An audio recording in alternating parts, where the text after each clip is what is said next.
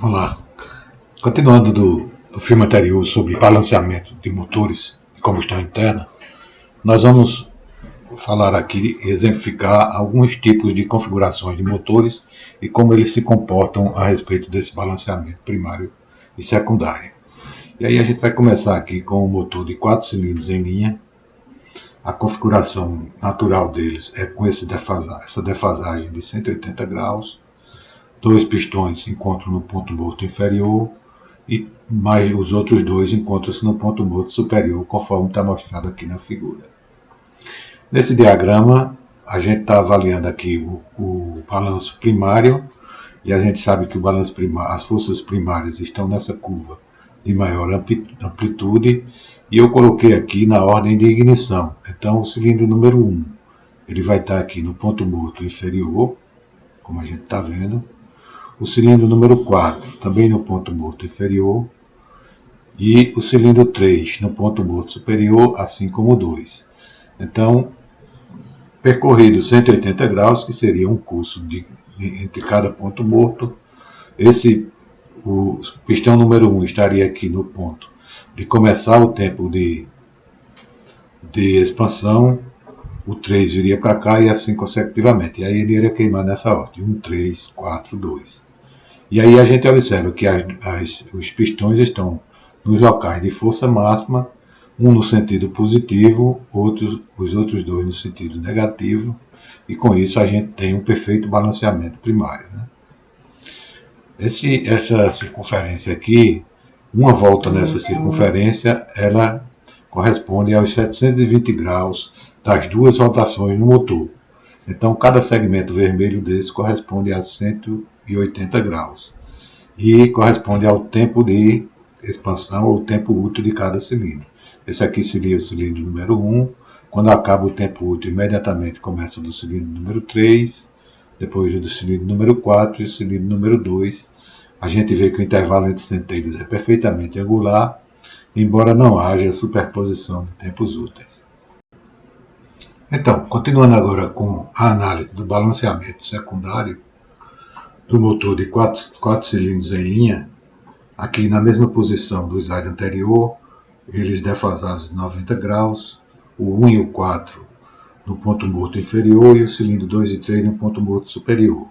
Agora a gente jogando essas posições sobre o diagrama de forças secundários, a gente vai observar que aqui no ponto morto superior vai estar nesse valor máximo positivo em todos os pistões. Então a gente vê que não há um balanceamento das forças que estão apontando no mesmo sentido aqui.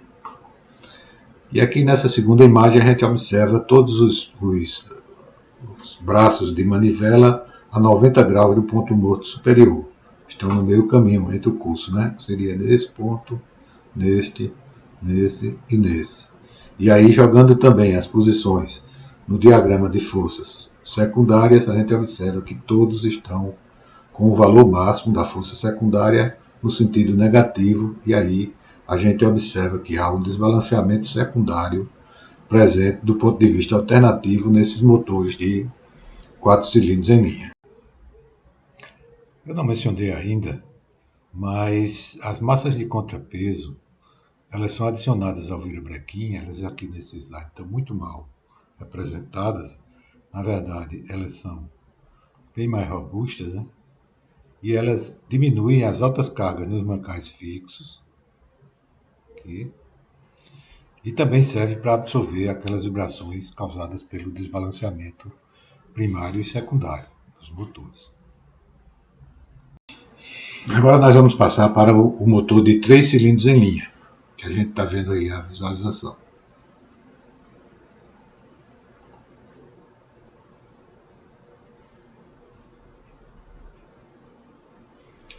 Observar o 3 em linha é interessante, pois ele forma metade do motor de 6 cilindros em linha e também do tipo motor em V com 6 cilindros. Ele compõe esses motores, né? A gente pode observar que as manivelas estão defasadas em 120 graus. Essa defasagem e o fato de nunca haver dois pistões na mesma posição e mesma direção fazem com que o seu comportamento seja otimizado no que diz respeito ao balanço primário. Porém, como a gente vai observar, nesse tipo de motor a gente constata que há um desbalanceamento.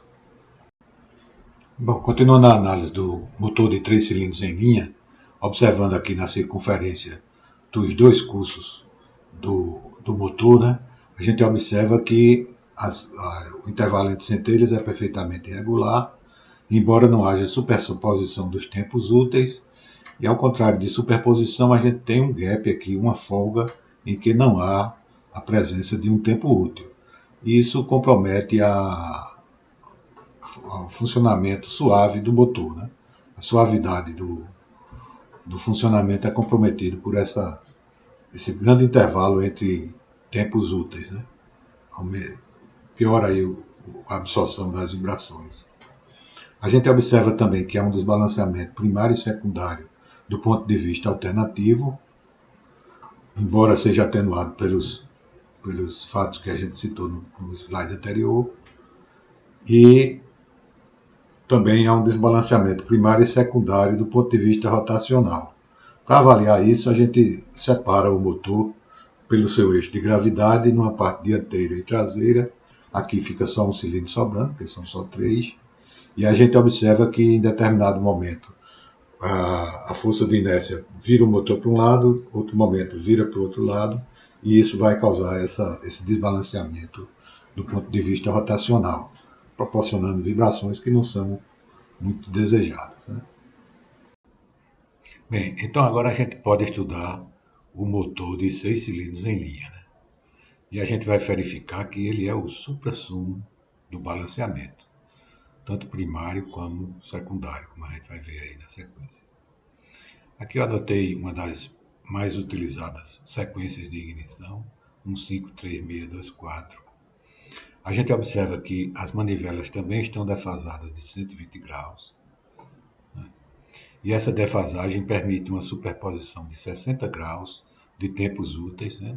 A gente viu que essa roda aqui representa os 720 graus, então, como tem aqui graficamente 30 graus, vai corresponder a 60 graus do curso de expansão. Né? Então, isso aqui proporciona um funcionamento bem mais suave do motor.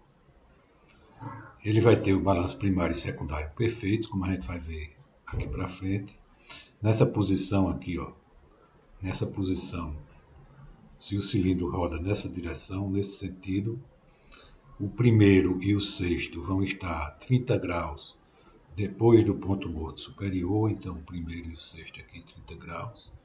Todos eles vão estar defasados de 120 graus, então o quarto e o terceiro vão estar aqui 30 graus antes do ponto morto inferior, e os outros dois, esses intermediários aqui, vão estar com sua manivela a 90 graus, significando que eles estariam nesse ponto aqui. E aí, dessa forma, as forças de inércia se contrabalanceariam. Aqui, as forças primárias aqui representadas. Né? E se a gente passar aquela divisão pelo centro de gravidade também, separando a traseira da dianteira do motor, a gente vai ver também que tem aqui um equilíbrio também do ponto de vista rotacional. Esses motores de 6 cilindros em linha, eles caíram um pouco em desuso porque realmente eles têm um virabrequim muito extenso, muito comprido. Isso pode causar problemas torsionais, né, ao longo do eixo. E também ele fica muito difícil de acomodar na posição transversal nos automóveis de tração dianteira, né? E os automóveis estão cada vez mais diminuindo o tamanho, né? E esses motores então ficaram um pouquinho na berlinda. Então, quando se falou que era bom observar o motor de 3 cilindros em linha, é porque o motor de 6 cilindros em linha, por exemplo, ele é composto da seguinte forma: um motor de 3 cilindros em linha, e você espelha esses 3 cilindros do outro lado. De uma forma que, por exemplo, esses dois pistões, os dois cilindros, né, mais centrais, eles vão estar na mesma fase. Esses dois intermediários também, ambos vão estar aqui nessa posição com a manivela a 90 graus. E os dois mais externos também na mesma fase, nesses 30 graus aqui antes do ponto morto superior. Então, essa configuração aqui também auxilia bastante no balanceamento do motor. Nessa outra configuração aqui, onde o primeiro e o sexto estariam aqui no ponto morto superior, e os demais estariam 120 graus defasados do ponto morto superior, né? 2 antes e 2 depois. A configuração mostrada aqui, o posicionamento no diagrama, ponto morto superior, esses dois, e todos os demais defasados de 120 graus iriam estar nessa posição aqui. A gente vai ver que as forças de inércia secundárias elas vão se anular. Essas 4 menores vão corresponder à soma dessas 2 maiores aqui. Para comprovar de vez aqui o equilíbrio, o balanceamento secundário, a gente tem uma outra configuração aqui, outro posicionamento dos pistões, onde 2 estariam aqui a 90 graus, a posição de 90 graus, esses 2 aqui para baixo, e os outros nesse posicionamento aqui. E, novamente, a gente vê que essas forças maiores, do sentido negativo, vão ser contrabalançadas pela soma dessas 4 menores, no sentido positivo de Z. E aqui apenas a comprovação, né, geométrica de que, nesse posicionamento aqui, a força que está para cima corresponde à metade da que está para baixo, comprovando realmente o balanceamento nesse caso.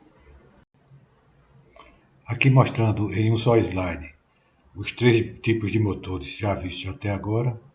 A gente vê aqui, no caso dos 3 em linha, a defasagem entre as manivelas é de 120 graus e apresenta um gap sem tempo útil de 60 graus, representado por 30 graus aqui na imagem.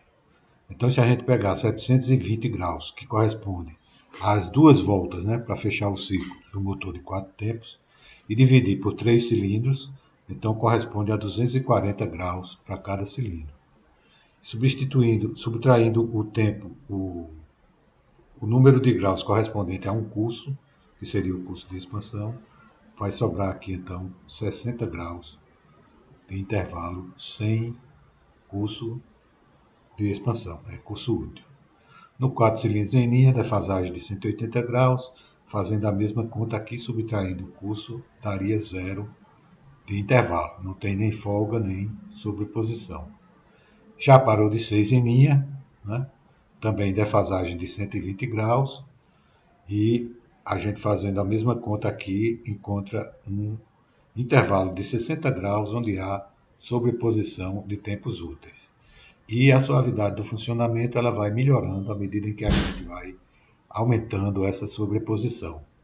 Você deixa de ter intervalos muito espaçados para você ter vários intervalos onde você tem mais de um curso útil ao mesmo tempo. Isso contribui bastante com a suavidade do funcionamento. Então isso aí volta a botar o motor de 6 cilindros no topo do que quando a gente está tratando de balanceamento, 6 cilindros em linha, né?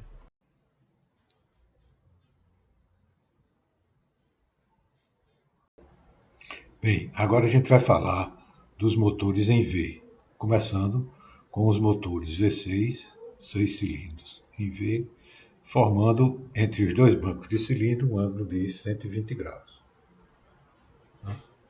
Nós vimos que a defasagem de 120 graus ele traz vantagens quanto ao balanceamento de motores de 6 cilindros, né? Então a pergunta seria, qual o ângulo ideal entre os 2 bancos de 3 cilindros? A resposta vem naturalmente 120 graus. Só que esse ângulo de 120 graus ele traz o inconveniente de ocupar muito espaço lateral no compartimento do motor, um espaço muito grande, como a gente vê aqui. E por isso, como os carros estão ficando cada vez mais compactos, essa opção não é uma opção muito comum atualmente, né? Mas a gente vê aqui nesse slide que ela está sendo adotada por alguns fabricantes de peso em modelos bem recentes, né?